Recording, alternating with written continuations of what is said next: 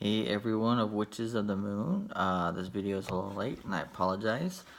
I kind of wanted to combine two topics, this week's and last week's, just because I feel they kind of go hand in hand. So this week's is the power of the subconscious mind, aka you can list this under shadow work or mind work, mind magic, whatever you want to call it. Um, a really good example of this is theta healing. For those who are not particularly aware of theta healing, it's I feel it's almost like Reiki, but not quite. Um, I would say it's more pranic healing than Reiki, but I will post an article I found on a particular person that does theta healing, and there's an article written about that lady. My air freshener just went off. It startled me. I feel the subconscious is a really, really big part of all of us, really, and I feel I read an article some time ago, and I can't remember exactly the percentage that the subconscious actually leads us, but as an example of how much it is intertwined with our conscious mind is, your conscious mind can direct or send out a signal rather.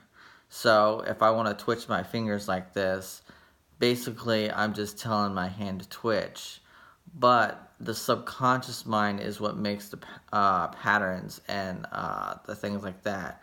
When you do Tai Chi or anything like that, what they really work with you is your daily practice is actually stamping things into your subconscious. So as soon as you get into that stance or into that mode, your mind automatically clicks there. You don't have to think about it, and that's how you can use the power of your subconscious.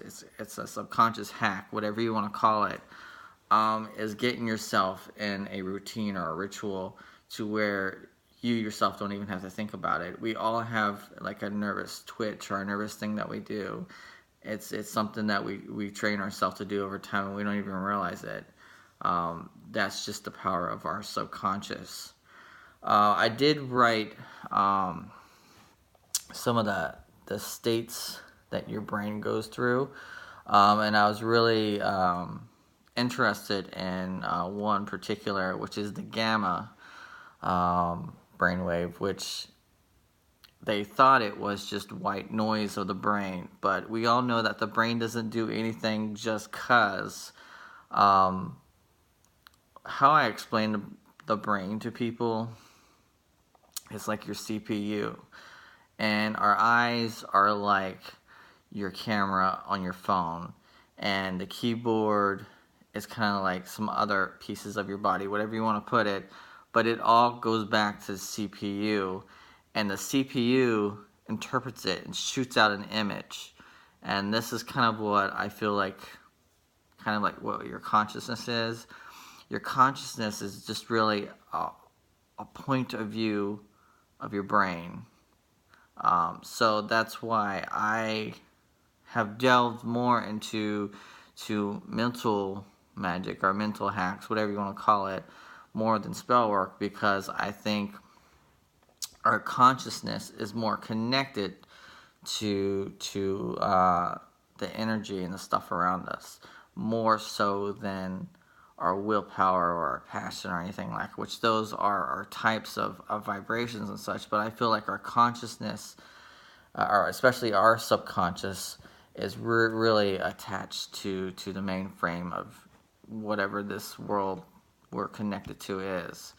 So let me go ahead and state the brain waves here. So one is the alpha, which is connected to creativity, and they did list a lot of the positive things, but they didn't list the negative aspects. So I'm gonna list some of the negative things of our brain waves.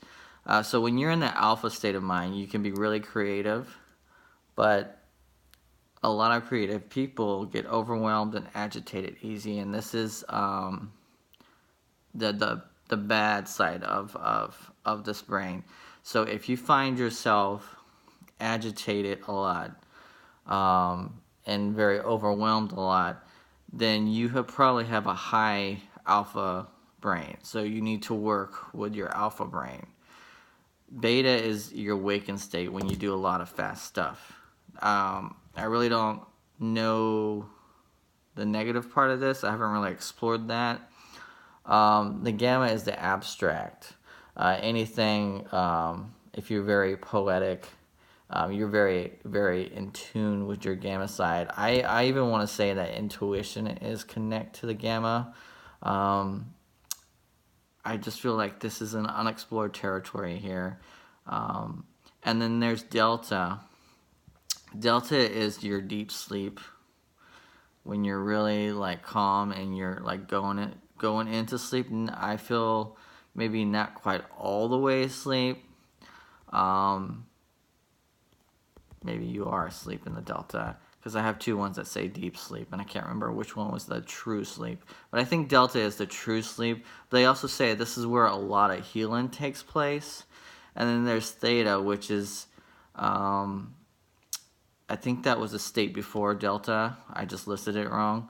It's a type of deep sleep. I want to say more of a deep trance here. And it's actually the state that your brain can learn. Your brain is very malleable. So be aware of that when you do a lot of theta stuff. Your brain gets very malleable. You get very impressionable of things. I know the Buddhists have a saying. I don't know it quite to the T, but it's something like, when you go to learn, empty your cup. This is kind of how theta is. It's where, instead of having all your opinions and ideas set right there, and you're just ready to attack something that comes, well, that's not right, this is what I've learned, so on and so forth. Theta healing is like emptying the whole cup, and you're just ready to be filled up and process things in a way. It's almost like getting into your core.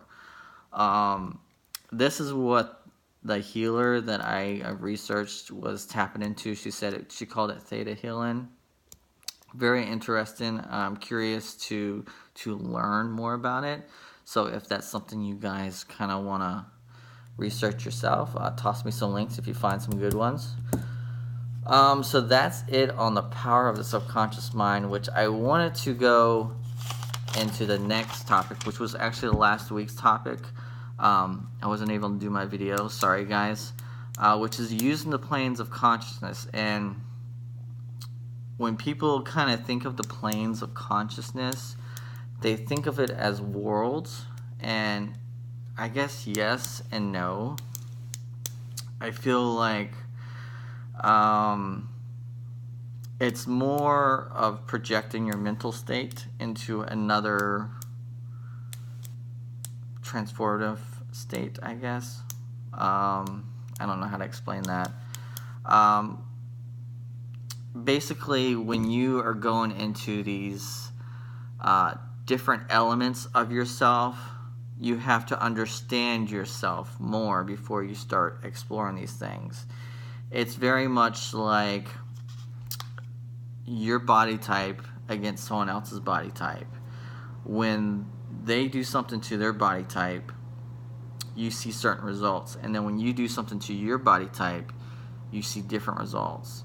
And for you to get frustrated is kind of silly, because you're two different variables going on here. And that's kind of how the planes of consciousness are. Some people are not quite ready to go into different states of consciousness. There's a lot of different resources out there, but a good kind of map, I guess you can say, is the tree of life. There's certain states of mind that your mind can go to, depending on which one which tree you follow. There's the Hermetic, and then there's the Kabbalah tree. Can't remember which one has the different element, but one of them has the no. Alright, which one is it? I think it's the Hermetic one. The Hermetic one is kind of like, I almost want to say it's like a limitless energy. It has no beginning, it has no end, and it just cycles through all these different states. And then the Kabbalah has a death in it. So, and really the death isn't really death. It just means a transformation. It goes to a different state. And the death is actually the learning. So when you actually learn something and put it into your life, you know, you are putting things to death, your old ways. You're putting those to bed and you're doing new things. And so you're actually evolving. But at the same time, if you apply the knowledge wrong, you can actually de-evolve, and that's where it becomes a different different element. It actually becomes a deconstructive tree of life. Very interesting stuff. If you ever have gotten into the tree of life stuff, it's very, I noticed a lot of books out there will kind of just list what the elements in it, but they really don't have like a theology of what the tree of life stands for and all that stuff. It's hard to find a really good book. I actually haven't found a good one yet. A lot of the stuff that I know is just by personal experience. So what was I saying? So basically, there's the different states of mind are listed in the tree of life, and one of them starts at you're very physical minded. Like everything you do is very physical. These are like prima donna people, and so on and so forth, stuff like that. And then you get into people that are kind of like a water intuitive brains, where they are more into things that exist but don't exist, kind of like the what is it, the gamma mind, is where it's almost like it's almost there but it's not there. These usually, if you are watching this video, you're probably really spiritual. You're probably on the level of Yesod, which is a water type of brain, and you go through all these different elements. Do I want to discuss any more? I think that's all I have for you guys, because I really don't want to make this a really long video. But maybe I'll do a video on Tree of Life one of these days. Alright guys, well, I'll talk to you later, and I will see you next video. You have a good one.